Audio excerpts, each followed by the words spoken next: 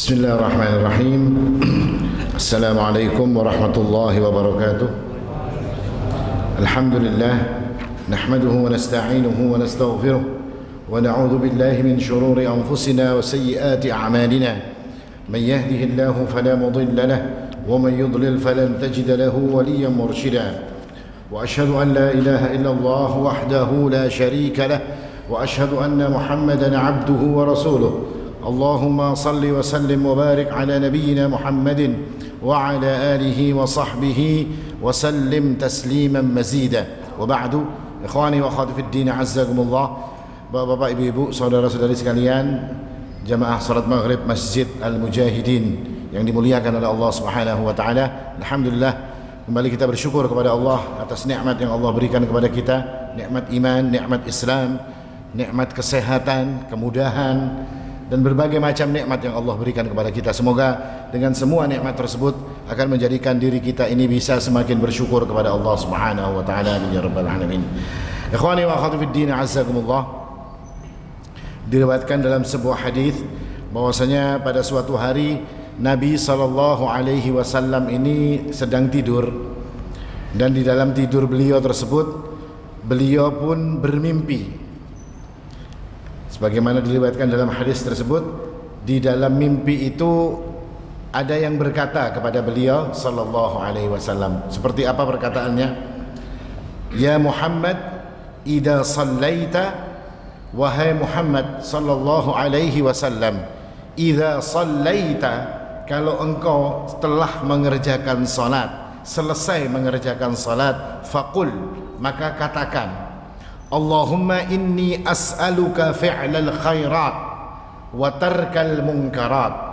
Wahai Allah, aku meminta kepadamu, aku memohon kepadamu untuk dimudahkan melakukan perbuatan-perbuatan baik, wa tarkal munkarat, dan dimudahkan pula untuk meninggalkan kejelekan-kejelekan atau perbuatan-perbuatan yang jelek, wa hubbal masakin, dan jadikan aku wahai Allah bisa mencintai orang-orang miskin, wa antaghfirali wa tarhamani, dan agar engkau mengampuni serta memberikan rahmat kepadaku, wa idza aradta bi'ibadika fitnatan faqbidni ilaika ghaira maftun, dan jika seandainya pada suatu saat engkau menginginkan sebuah kejelekan, engkau menginginkan azab, engkau menginginkan menurunkan bala bencana, maka faqbidni ilaika ghaira maftun, jadikan aku ini mati, matikan aku dalam keadaan aku tidak terkena fitnah tersebut, tidak terkena kejelekan tersebut. Lalu wa as'aluka hubbak, dan aku wahai Allah memohon kepadamu untuk diberikan kecintaanmu. Artinya ingin dicintai oleh Allah Subhanahu wa taala. Wa hubba man yuhibbuk, dan dicintai oleh siapa saja yang mencintai engkau. Wa hubba amalin yuqarribuni ila hubbik, dan jadikan aku mencintai amal, mencintai sebuah perbuatan yang perbuatan tersebut akan bisa mendekatkan diriku menjadi orang-orang yang engkau cintai, atau menjadi mendekatkan diri kita kepada segala sesuatu yang dicintai oleh Allah Subhanahu wa taala. Hadis ini atau perkataan ini adalah perkataan yang didapat oleh Nabi sallallahu alaihi wasallam di dalam mimpi beliau tersebut. Artinya hadis ini berupa doa. Doa yang disunnahkan kepada kita, yang diajarkan oleh Nabi untuk dibaca setiap selesai kita sholat. Dan doa ini adalah doa yang diajarkan langsung oleh Allah Subhanahu wa taala. Allah yang mengajari Nabi untuk membaca doa ini. Ya Muhammad, idza sallaita faqul, wahai Muhammad sallallahu alaihi wasallam, kalau engkau sudah selesai mengerjakan salat, maka katakan ini, kata Allah Subhanahu wa taala. Dan apa-apa yang diajarkan oleh Allah Subhanahu wa taala kepada Nabi sallallahu alaihi wasallam itu namanya wahyu. Wahyu itu kan ada yang tertulis di dalam Al-Quran, ada juga yang tidak termaktub di dalam Al-Quran, sebagaimana hadis ini. Dan cara datangnya wahyu kepada Nabi sallallahu alaihi wasallam tidak monoton dibawa oleh Jibril, tidak. Terkadang Allah Subhanahu wa taala itu menurunkan wahyu kepada para nabi itu tidak monoton dengan dibawa Jibril, tidak. Ada yang nabi langsung mendapatkan wahyu, ketika itu Allah mengajaknya berbicara secara langsung. Seperti Musa alaihi salam, wa kallamallahu Musa taklima. Allah berbicara secara langsung kepada Musa alaihi salam. Ada juga nabi yang langsung dimasukkan oleh Allah Subhanahu wa taala ilmu itu ke dalam hati mereka. Ada juga yang melewati dari mimpi, sebagaimana hadis ini. Wahyu yang turun kepada Rasul sallallahu alaihi wasallam dengan jalan mimpi. Sebagaimana nabi yang lain, Ibrahim alaihi salatu wassalam mendapatkan wahyu perintah untuk menyembelih anaknya di dalam mimpi beliau. Nah, ini membedakan bahwasanya mimpinya para nabi dengan mimpi kita itu beda. Mimpinya para nabi itu benar. Mimpinya para nabi itu hujjah, bisa menjadi hukum. Beda dengan mimpi kita, Pak. Kalau mimpi kita itu bukan jadi hukum, tidak bisa jadi aturan. Misalnya ulun bermimpi, pian hendak memberi ulun misalnya mobil Alphard misalnya ya. Kalau nah itu pagi-pagi ulun datangi pian ke rumah, malam tadi pian bermimpi. Malam tadi ulun bermimpi pian hendak memberi. Nah itu tidak bisa jadi dalil. Tapi kalau mimpinya para nabi itu akan menjadi sebuah dalil. Karena mimpi para nabi itu benar. Dia datang sebagai wahyu dari Allah Subhanahu wa taala. Setelah Nabi sallallahu alaihi wasallam mendapatkan mimpi ini, lalu beliau sallallahu alaihi wasallam menceritakan kepada para sahabatnya. Tadi malam saya mimpi, mimpinya seperti ini berupa doa. Maka Nabi menginginkan agar para sahabat pun juga membaca doa ini setelah solat mereka. Demikian pula bagi kita, Pak. Kita juga disunahkan untuk membaca doa ini setelah solat kita. Dan Nabi SAW ketika menjelaskan kepada para sahabat tentang doa ini, beliau menambahkan satu perkataan. Apa perkataan beliau? Innaha haqqun. Sesungguhnya apa yang diminta dalam doa ini adalah haqqun. Dia benar. Dia layak untuk diminta. Fadrusuha wa ta'allamuha. Maka kemudian fadrusuha, pelajari, fahami apa yang terdapat dalam doa tersebut. Wa ta'allamuha, bertaklimlah engkau, fahamkan dirimu dengan apa yang diinginkan di dalam doa-doa ini tersebut. Doa-doa yang diajarkan oleh Allah Subhanahu wa taala ini.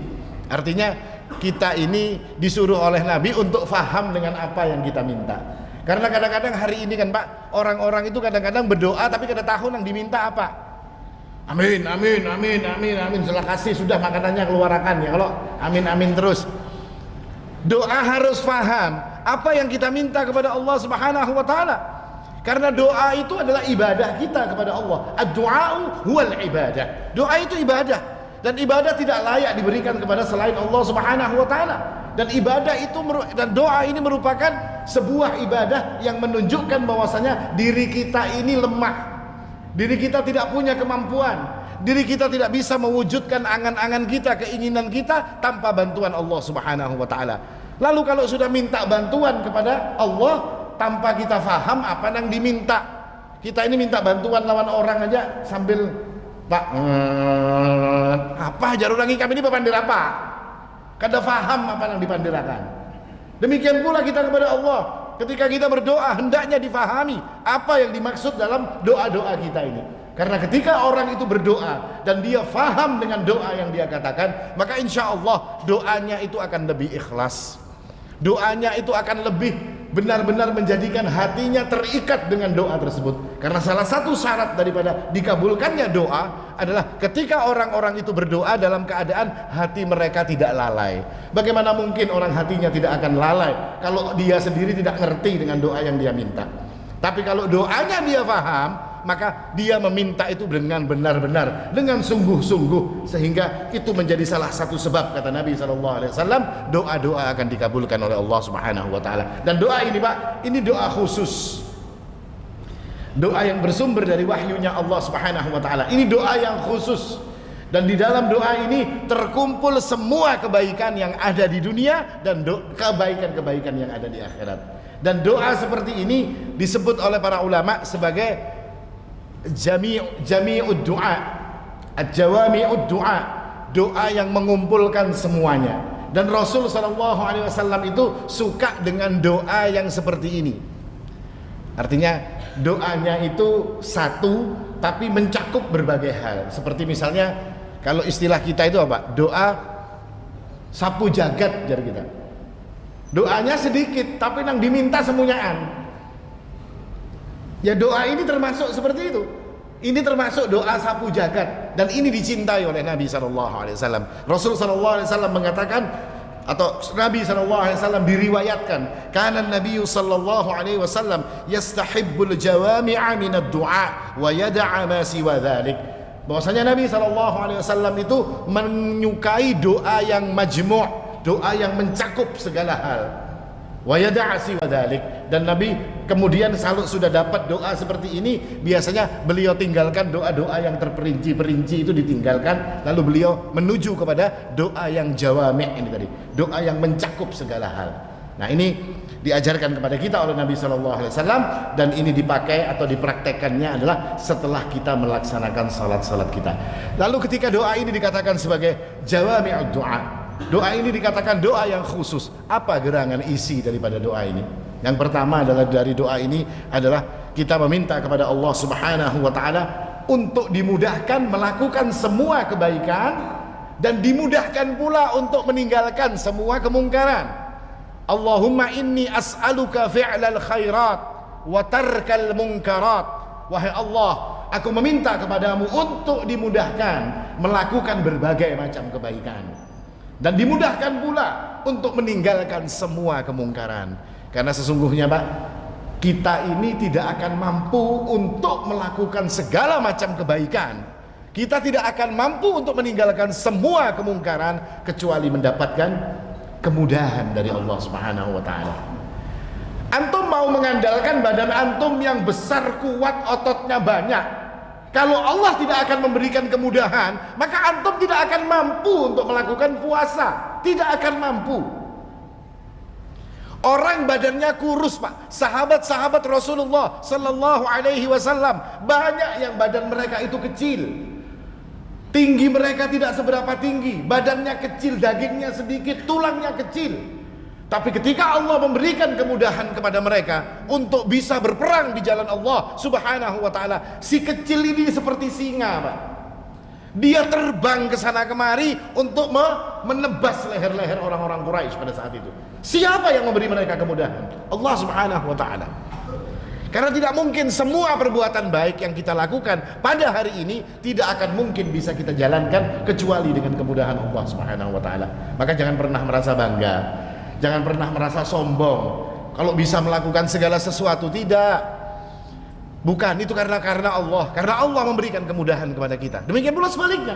Ketika seseorang itu meninggalkan kemungkaran, bukan berarti dia hebat, bukan berarti dia ini kemudian faham tentang segala sesuatu kemungkaran. Tidak, semuanya karena dimudahkan oleh Allah Subhanahu wa taala. Berapa banyak manusia yang mengerti tentang Al-Qur'an. Dia faham Al-Qur'an, dia faham tentang sunnah, tapi dia tetap menjalankan kemungkaran. Dia jalankan kejelekan. Bahkan dia mungkin menjual agamanya demi untuk mencapai dunia. Faham dia tentang agama, bukan tidak faham. Faham dia dengan agama. Tapi kenapa dia menjadi seperti itu? Karena Allah tidak memberikan kemudahan bagi dirinya untuk menjalankan apa yang dia fahami.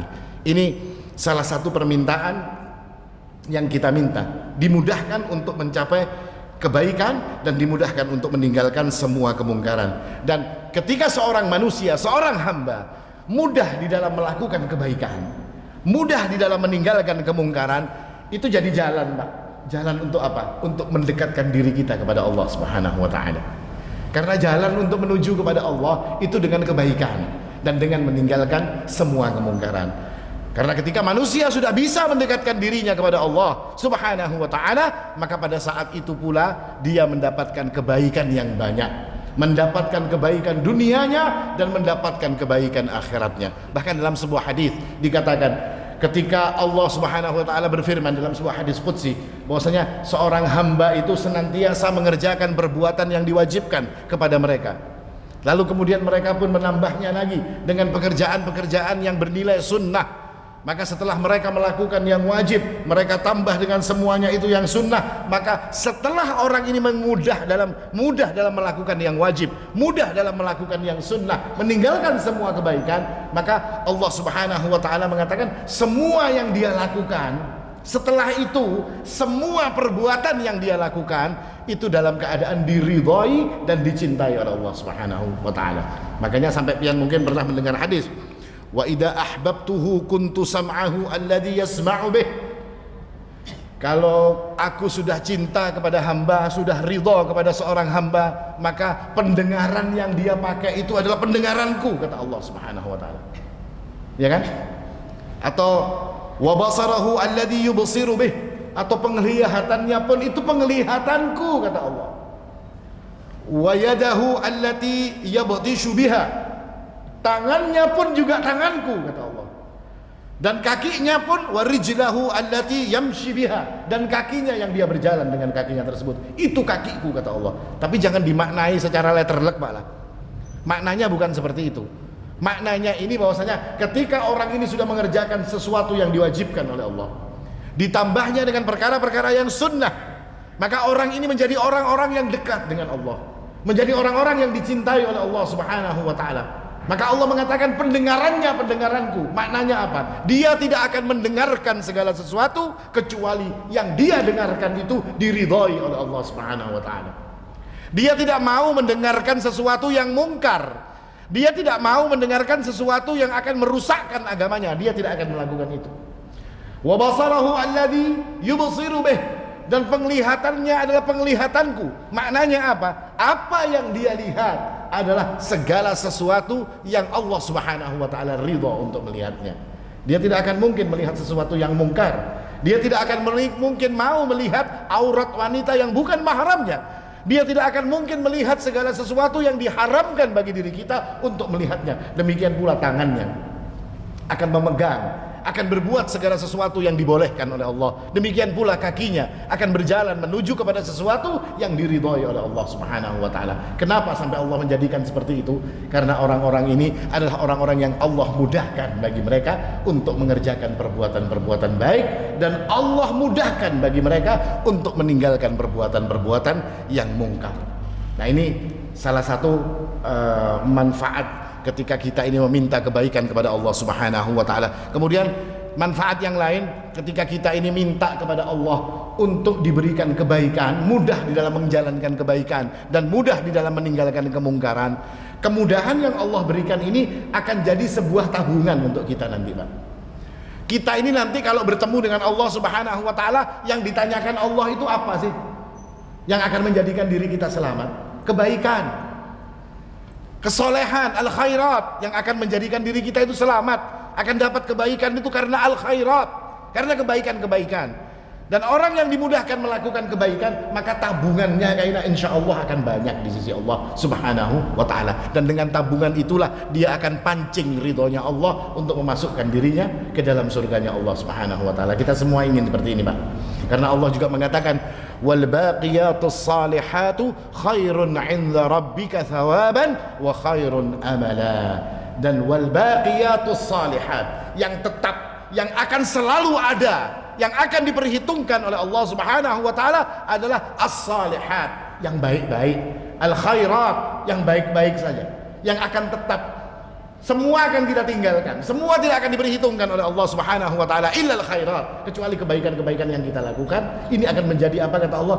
Ada balasan yang baik, wa khairun amala, dan dia pula yang akan bisa menjadikan harapan kita. Kalau orang sudah melakukan perbuatan baik, kita salat, kita puasa, kita bersedekah, kita melakukan berbagai macam perbuatan baik, maka jangan cuma seperti itu saja dilakukan. Berharaplah, Pak. Berharaplah pian diselamatkan. Berharaplah pian mendapatkan kebaikan dengan perbuatan baik tersebut. Jangan cuma kerja, oh saya hari ini puasa Senin Kemis, saya hari ini puasa Senin, setelah buka selesai sudah. Apa yang kita harapkan? Oh saya tidak mengharapkan pahala. Tidak cukup hanya pahala. Jadikan itu harapan bagi kita yang akan menjadikan kita nanti selamat di muka Allah. Kalau cuma dapat pahala, banyak, Pak, perbuatan-perbuatan yang dapat pahala. Artinya bukan saya mengatakan tidak baik, tidak. Tapi kelasnya orang yang cuma menginginkan pahala saja, ini kelasnya masih ya belum perwira menengah lah, masih perwira bawahan ya, Pak. Bukan jelek, Pak, bukan jelek, bagus itu, bagus, tidak jelek, saya tidak pernah mengatakan jelek. Tapi ketika kita menginginkan meningkat, jangan cuma menjadikan semua itu sebagai, oh saya menginginkan pahala. Tidak, saya menginginkan dengan perbuatan yang saya lakukan ini khairun amalah, jadikan keinginan yang baik, jadikan harapan dengan perbuatan tersebut. Apa yang kita harapkan? Terserah antum mau mengharapkan apa. Harapkan ingin selamat daripada siksanya Allah. Harapkan agar antum menjadi orang-orang yang sehat dan istiqamah di jalan Allah Subhanahu wa taala. Berharaplah agar anak-anak kita menjadi turunan-turunan yang saleh dengan amal saleh, karena Allah tidak tuli. Allah akan selalu mengabulkan apa yang diminta oleh hamba-hambanya. Bisa jadi satu perbuatan kecil. Kata Allahu ridha fit ta'ah, kata Umar bin Khattab. Allah itu menyembunyikan keridhaannya di dalam satu amal ketaatan. Bisa jadi orang melakukan satu amal taat, amal itu kecil, amal itu tidak ada artinya bagi manusia, tapi Allah simpan ridhonya di situ. Maka apa yang terjadi? Kebaikan yang akan didapat oleh orang-orang tersebut. Nah ini tabungan kita, dan kita mengharapkan segala sesuatu. Seperti pian di dunia, pian nabung. Ini gasan anak, kayaknya gasan sekolahnya anak. Selalu ada harapan kan Pak? Apa mungkin pian cuma nabung saja? Kenapa Pak nabung? Sudah pokoknya ditabung aja supaya terkumpul duitnya. Tidak mungkin orang seperti itu Pak. Pasti kan ada harapan. Oh harapan saya nanti kalau sakit gampang bayarnya. Harapan saya nanti kalau saya punya urusan sesuatu mudah untuk mengeluarkan biayanya. Itulah harapan yang diajarkan oleh Allah di dalam urusan kebaikan yang kita lakukan. Dan yang kedua, Rasul SAW mengatakan dalam doa ini, setelah Allahumma inni as'alukal khairat, artinya minta kemudahan melakukan kebaikan dan minta kemudahan untuk bisa meninggalkan kemungkaran. Dan ketika kita sudah melakukan kebaikan, maka berharaplah dengan kebaikan yang kita lakukan itu kita mendapatkan kebaikan yang lain di sisi Allah Subhanahu wa taala. Double kebaikannya Pak. Kalau dapat pahala sudah selesai. Tapi kalau pian minta kebaikan lagi kepada Allah, double pian dapat kebaikan. Saya melakukan satu perbuatan, mudahkan untuk melakukan perbuatan baik, dapat dilakukan. Dengan perbuatan baik ini apa? Menginginkan kebaikan yang lain lagi, terus seperti itu. Maka akan kebaikan-kebaikan yang banyak akan kita dapatkan. Kemudian yang kedua, yang kita minta kepada Allah Subhanahu wa taala, wa hubbal masakin. Kita minta kepada Allah agar dijadikan diri kita ini cinta kepada orang miskin. Cinta kepada orang miskin. Dan dalam hadis ini Rasul mengatakan wa hubbal masakin. Hubbal masakin, cinta kepada orang miskin, itu fi'lal khairat, perbuatan baik. Jadi seolah-olah hadis ini mengatakan, doa ini mengatakan, wahai Allah, saya minta dimudahkan untuk melakukan perbuatan baik, dan juga perbuatan baik untuk mencintai orang-orang miskin. Kan sama-sama baiknya kalau. Kenapa baiknya ini diulang oleh Allah Subhanahu wa taala? Mencintai orang miskin kebaikan apa bukan, Pak? Kebaikan.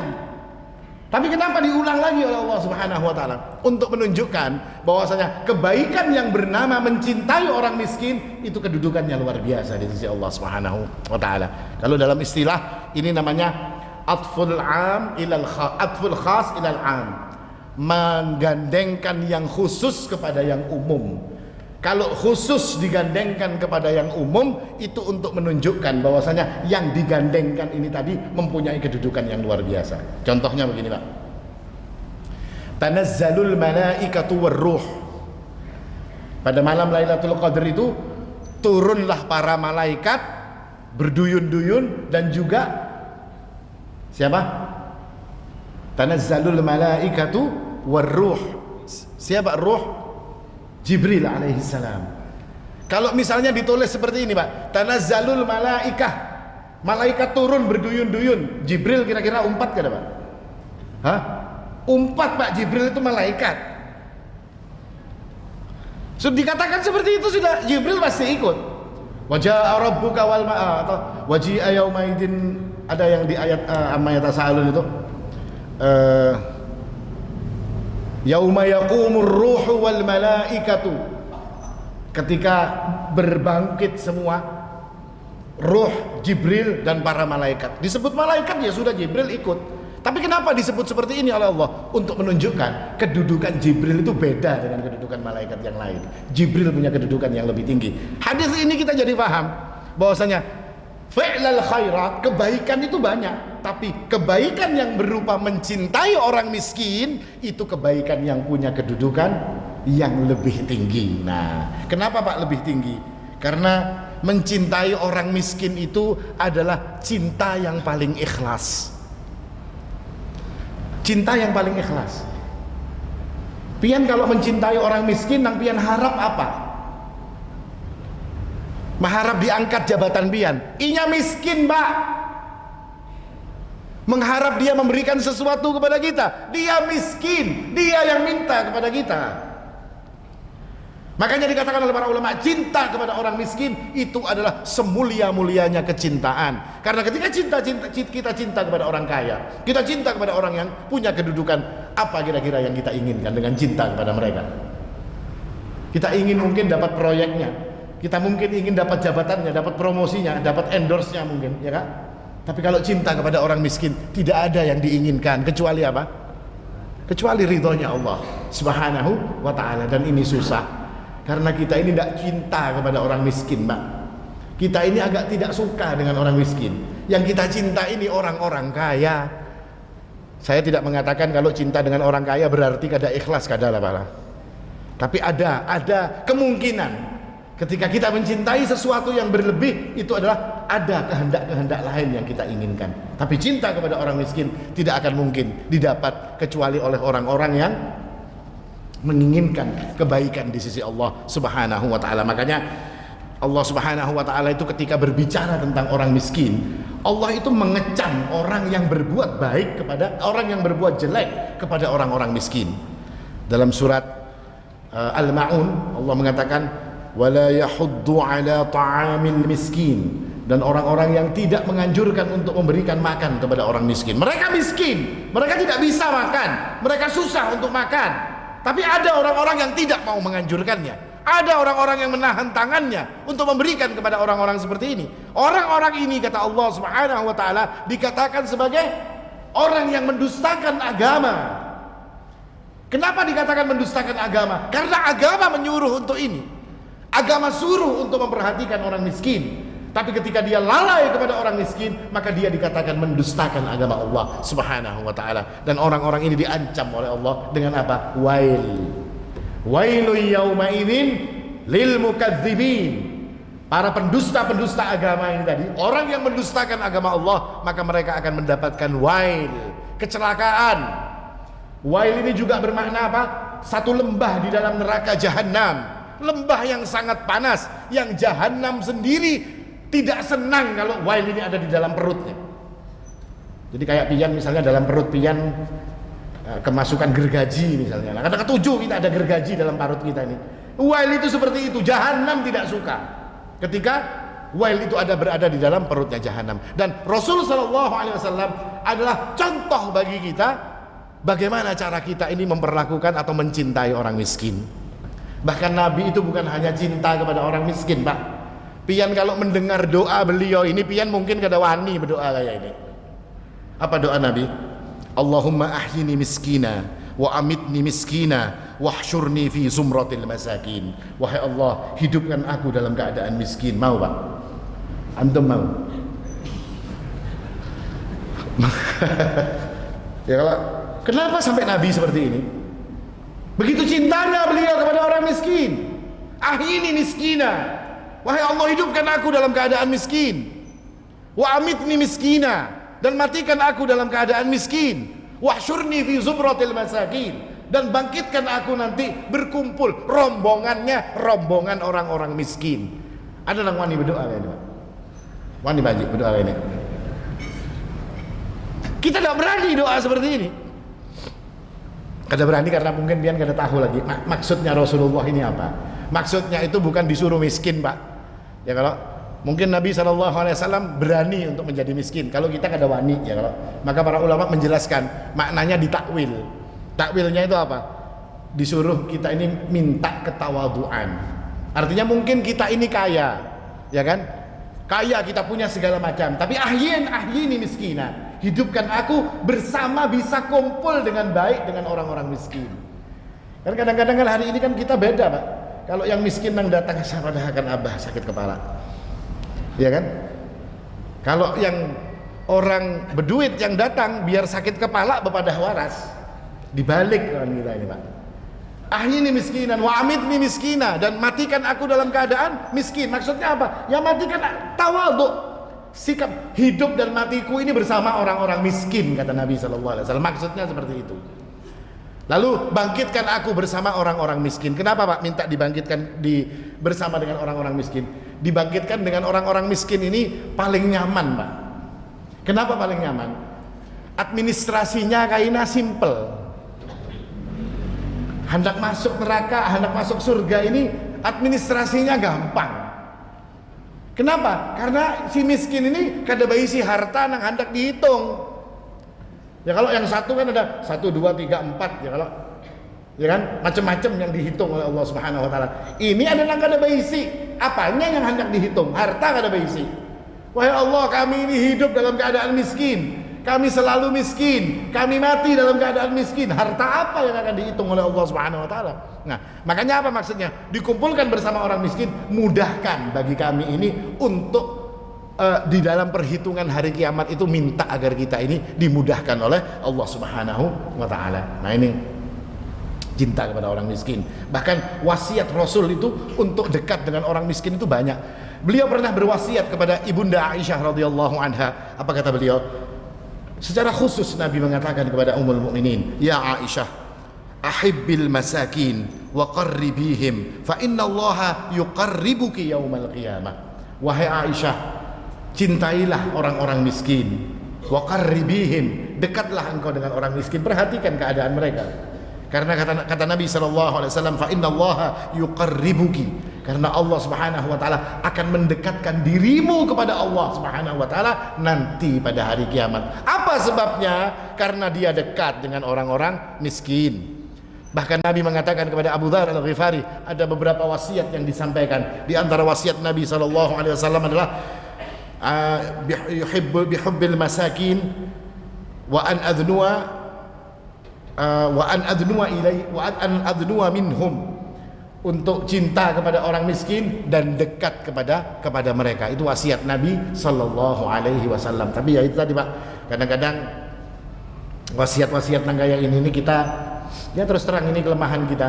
Kadang-kadang kita tidak terlalu memperhatikan, kita terlalu meremehkan karena menganggap mereka ini orang-orang kecil, orang-orang rendah. Tapi kadang-kadang kalau kita belajar tentang agama, kita akan tahu terkadang Allah Subhanahu wa taala itu menolong kita dengan sebab mereka.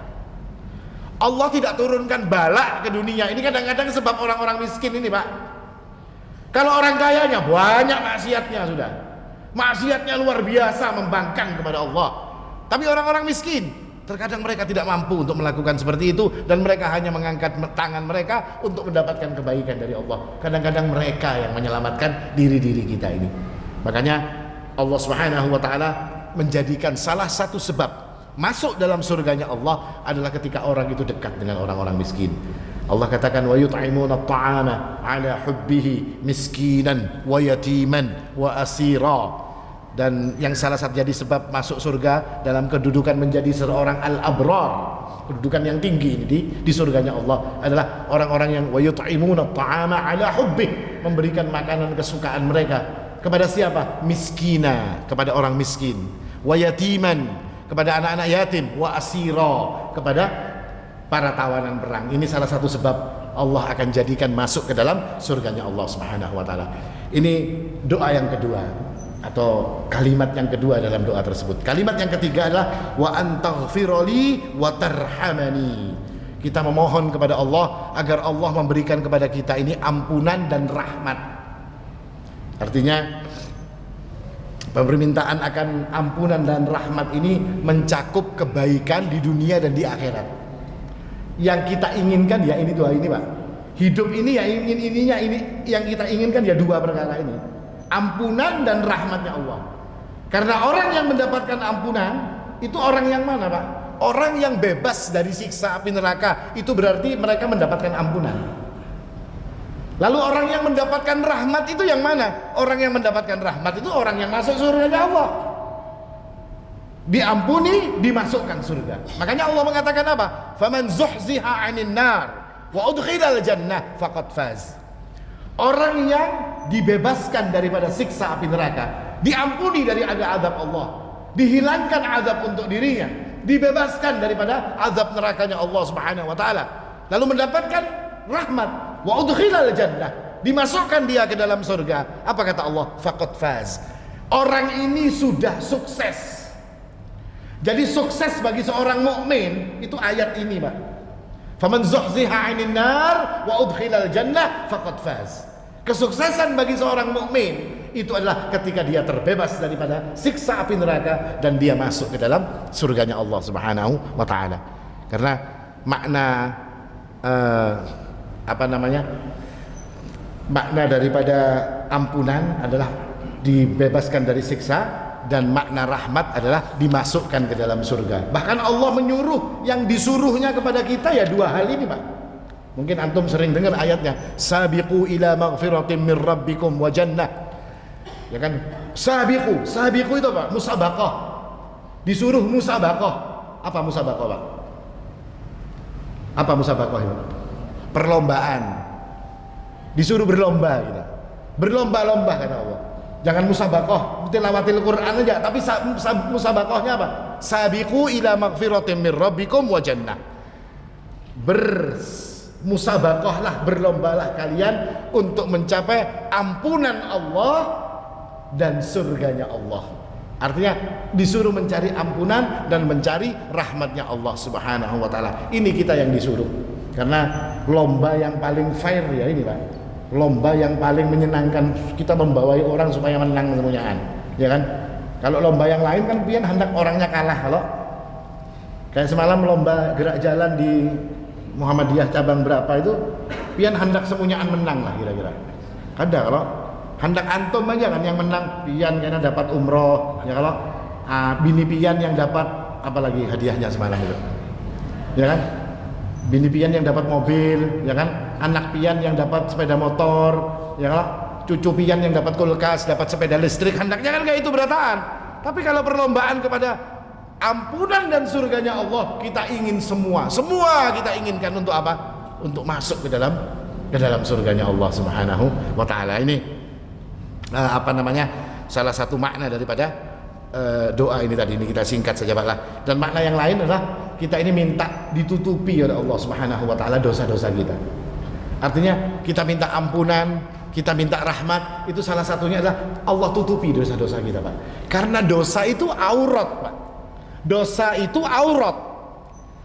Pian kalau melakukan satu dosa lalu dibicarakan oleh orang banyak, itu sama saja pian tidak pakai baju di hadapan orang lain. Malu. Makanya dosa itu aurat. Kita mohon kepada Allah agar aurat kita ini ditutupi. Tidak ada, Pak, di antara kita yang tidak punya dosa. Tidak ada di antara kita ini yang tidak berbuat kejelekan. Ada di antara antum yang tidak pernah berbuat kejelekan? Tidak ada, semua kita melakukan kejelekan. Semua kita punya dosa, semua kita punya aib yang akan menjadikan diri kita malu ketika dosa itu diketahui oleh orang lain. Ketika aib kita itu diketahui oleh orang lain, kita akan menjadi malu. Siapa yang mampu menutupi? Allah. Tidak akan ada, pian tidak akan mampu untuk bayar orang supaya tidak berbicara, tidak akan mampu. Tapi ketika Allah yang menutupi aib kita, yang menutupi aurat kita, maka Allah akan menjadikan tidak ada manusia yang tahu tentang aib kita.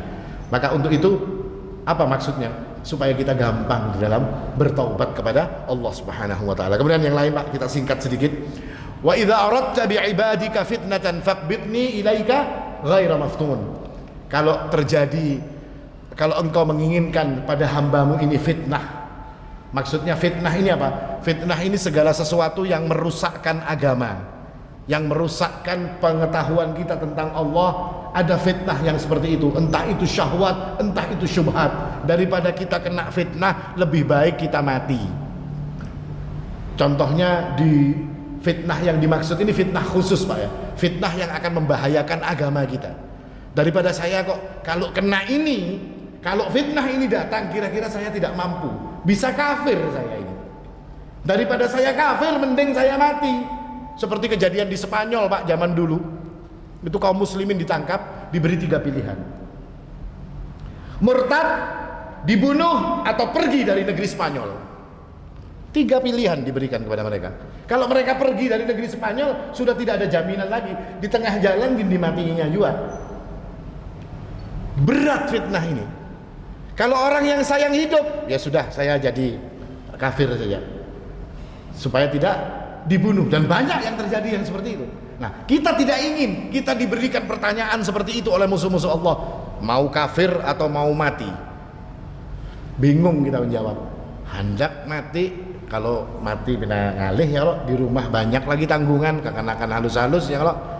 Hendak tetap ini, kalau bina disiksanya sudah akhirnya. Nah, daripada kita diberi pilihan seperti ini, pilihan yang berat, pilihan yang susah, mending kita minta kepada Allah apa? Mati saja lebih baik. Selesai urusan kita dengan dunia dan kita berurusan dengan Allah Subhanahu wa taala. Ini secara singkat seperti itu. Lalu yang berikutnya adalah karena wal mautu lil mu'min khairum minal fitnah. Karena mati bagi seorang mukmin itu lebih baik daripada dia kena fitnah. Daripada dia jadi kafir, mending mati, Pak. Daripada jadi meninggalkan agama, ini mending kita mati. Nah, ini dijelaskan oleh para ulama tentang masalah matinya ini tadi. Mati, permintaan untuk mati karena takut kepada fitnah. Lalu yang berikutnya, kalimat dalam doa ini adalah wa as'aluka hubbak. Wahai Allah, aku meminta kecintaanmu. Nah, ini kita sudah paham, tidak terlalu penting untuk banyak dijelaskan. Kita minta kecintaan Allah. Kenapa? Karena ketika manusia itu dapat cintanya Allah, itu urusannya semuanya selesai, ya kan? Bahkan Allah itu yang punya janji. Kalau kaum semua manusia di dunia ini pada jelek semua, pada murtad semua, apakah Allah terus akan susah? Tidak. Justru Allah akan hilangkan semua orang ini. Allah musnahkan mereka. Ya ayyuhalladzina amanu may yartadda minkum an dinihi fasawfa ya'tillahu biqaumin. Kalau wahai orang-orang beriman, kalau semua kalian ini murtad semua kata Allah, maka Allah tidak akan masalah dengan ini semua. Fasawfa ya'tillahu biqaumin, Allah akan datangkan lagi satu kaum. Siapa kaum tersebut? Kaum itu sifatnya salah satunya adalah mereka ini cinta kepada Allah dan Allah cinta kepada mereka. Nah, ini kaum yang diinginkan, dan cintanya Allah itu dengan amal, Pak, dengan amal-amal soleh, amal-amal yang menjadikan kita dicintai oleh Allah, menjadikan kita disukai oleh Allah, amal-amal yang disyariatkan, bukan sekedar cinta, tapi amalnya bid'ah. Cinta, amalnya syirik, amalnya khurafat dan macam-macam. Nah, ini tidak akan menjadikan Allah mencintai kita. Kalimat yang berikutnya, wa hubba man yuhibbuk. Wahai Allah, jadi sedikit Pak, jadikan aku ini cinta kepada orang-orang yang cinta denganmu. Faham maksudnya Pak? Orang yang cinta kepada Allah itu siapa sih? Pertama para nabi, ya kan?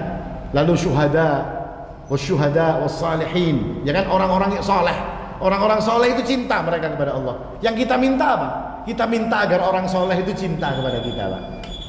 Kita minta agar para nabi cinta kepada kita, agar orang-orang saleh cinta kepada kita, agar aulia, wali-wali Allah Subhanahu wa taala cinta kepada kita, orang-orang baik cinta kepada kita. Kenapa, Pak? Kalau kita minta cintanya mereka? Karena cintanya orang-orang saleh ini adalah cinta yang nanti akan bermanfaat di akhirat. Ketika mereka sudah cinta kepada kita, nasib kita kebujuran kada baik, masuk neraka wal'iyadzubillah. Ya, kalau orang soleh yang cinta kepada kita akan cari kita, Pak. Mana si fulan, wahai Allah? Aku cinta kepada dirinya. Dia kumpul denganku dulu di dunia. Dia bersamaku waktu di dunia. Mana dia, wahai Allah? Dia di neraka.